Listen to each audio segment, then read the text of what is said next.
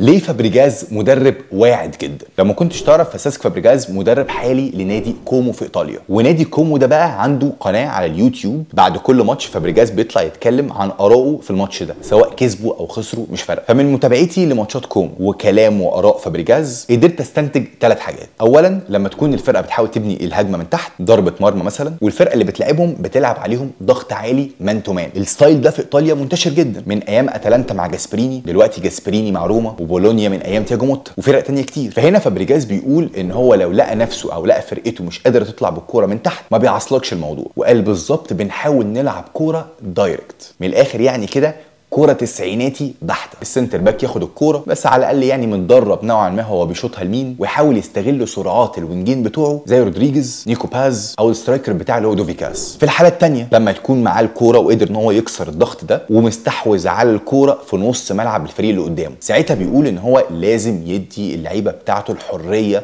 ان هم يستغلوا المهارات بتاعتهم. لعيبه زي نيكو باز مثلا، شوف الجون الاول اللي جابوه قدام لاتسيو في اول ماتش في الدوري الايطالي السنه دي. نيكو باز بمهاره فرديه بيقدر ان هو يتخلص على اللعيب اللي بيضغط عليه، ثرو باس لدوفيكاس السترايكر، بسرعته بيسبق وتحرك ممتاز وبيخلص الكوره بكل سلاسه. بس الحاجه اللي ما قالهاش بقى واللي انا خدت بالي منها لما كنت قاعد بتفرج عليهم، هو انه واضح جدا مفهم لعيبته لو لقيتوا ان الفرقه اللي قدامكم بتلعب بدي بلوك ومخانقاكم ومش عارفين تلعبوا ثرو باسز دي، شوت من بره ال 18 ما تفكرش. اتفرجوا على اي هايلايتس لاي ماتش لكومو يا جماعه، سواء كسبوا او خسروا، هتشوفوهم على الاقل شايطين 5-6 كور من بره ال 18، وده معدل اكتر من معظم الفرق اللي موجوده في اوروبا دلوقتي. ثالثا، اعترافه بالحظ. الراجل مش متعجرف، احيانا بيكسب لان هو كان معاه شويه توفيق. هو بيقول كده يعني في ماتش لاتسيو اللي هم كسبوه في اول ماتش في الدوري، قال لك ان النتيجه وهي 1-0، ماريو جيلا المدافع بتاع لاتسيو عمل لونج باس عالمي للسترايكر اللي قدر ان هو يكسر الدفاع بتاع كومو وينفرد بالمرمى ويجيبها جون، ولكن بسبب 2 ملم الكره بتتحسب اوفسايد. فابريجاز بيقول ان هو كان محظوظ جدا في اللقطه دي. اولا، باس وتحرك ممتازين من لعيبه لاتسيو. ثانيا، الدفاع بتاعه ما كانش واقف صح، ولكن بسبب التوفيق الكوره اتحسبت اوفسايد. لو الكوره دي كانت جون كانت النتيجه بقت 1-1 ويا عالم كان كسبوا الماتش ولا لا. فاحنا عندنا مدرب عنده مرونه تكتيكيه بشكل مش طبيعي. هنبني الكوره من تحت، او هنلعب دايركت فوتبول، هنشوط من بره ال 18، او هنستغل الثرو باسز واللعيبه المهاريه اللي عندنا، هنستخدم الكور الثابته زي ما اوروبا كلها دلوقتي بقت تستخدمها. في نفس الوقت ما بينساش نفسه وينسى دايما الفوز لعبقريته. هو عارف اهميه التوفيق في الكوره، وكل الحاجات دي مش مفاجاه. لعيب لعب تحت ارسن فينجر، جوارديولا، مورينيو، كونتي، ساري، اكيد هيبقى عبقري في الكوره. مش فاهم يعني ايه اللي ممكن فعلا يوقفه من هو يكون مدرب